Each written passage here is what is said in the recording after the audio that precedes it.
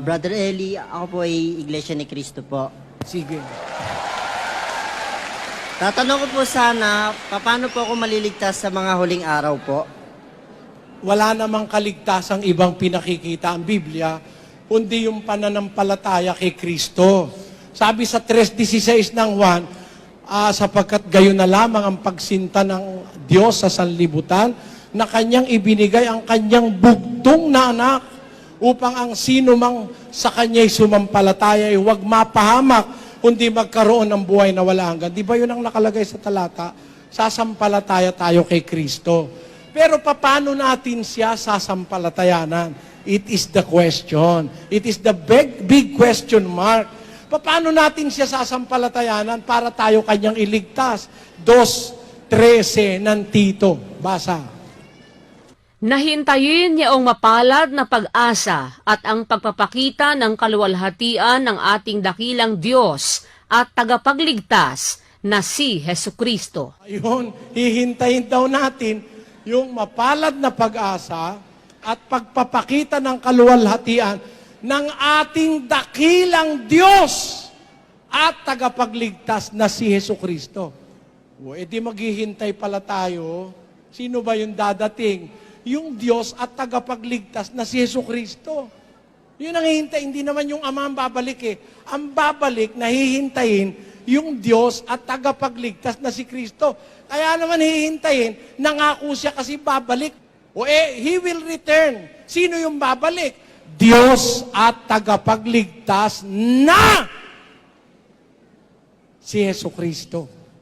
Kaya ang hinihintay natin, gusto natin maligtas, hihintayin mo yung babalik na si Kristo. Diyos yun, yung babalik. Ang hihintayin natin, hindi tao. Ang sabi, hintayin yaong mapalad na pag-asa at ang pagpapakita ng kaluwalhatian ng ating dakilang Diyos at tagapagligtas na si Hesukristo. Yun. Yun ang kaligtasan. Maghintay ka ng Diyos, hindi tao. Wala naman kasing sitas yung sinasabi, tao nang ipanganak, tao nang lumaki, tao nang mangaral, tao nang mamatay, tao nang mabuhay na maguli, tao nang umakit sa langit, tao nang babalik. Ang haba-haba na siguro ng buhok noon.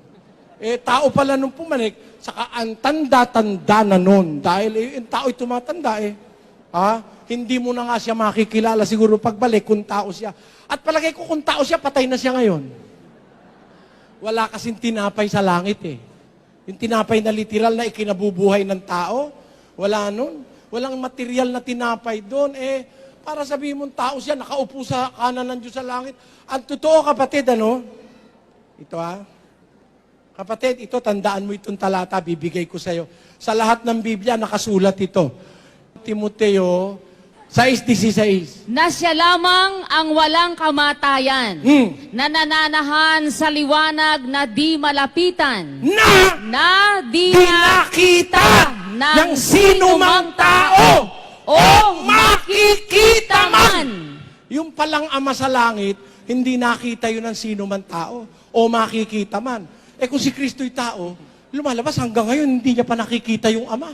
Ulitin mo yung salata, ulitin mo. Na siya lamang ang walang kamatayan, na nananahan sa liwanag na di malapitan, na di nakita ng sino mang tao o makikita man. Sumakanya nawa ang kagaharing walang hanggan, siya nawa. Amen. Kaya, ang Panginoon Kristo, hindi tao yun. Nakita niya Ama walang taong nakakita kailanman sa Diyos nakita niya Ama. Ano ba naman logic yun? Walang taong nakakita kailanman sa Diyos. Sabi niya. Nakita niya. Ang ibig sabihin nun, nung sabihin niya na walang taong nakakita kailanman sa Diyos, nakita niya dahil hindi siya ayun. Ganun yun, kapatid. Maliwanag ba yun, kapatid? Maliwanag po. Salamat. Salamat po.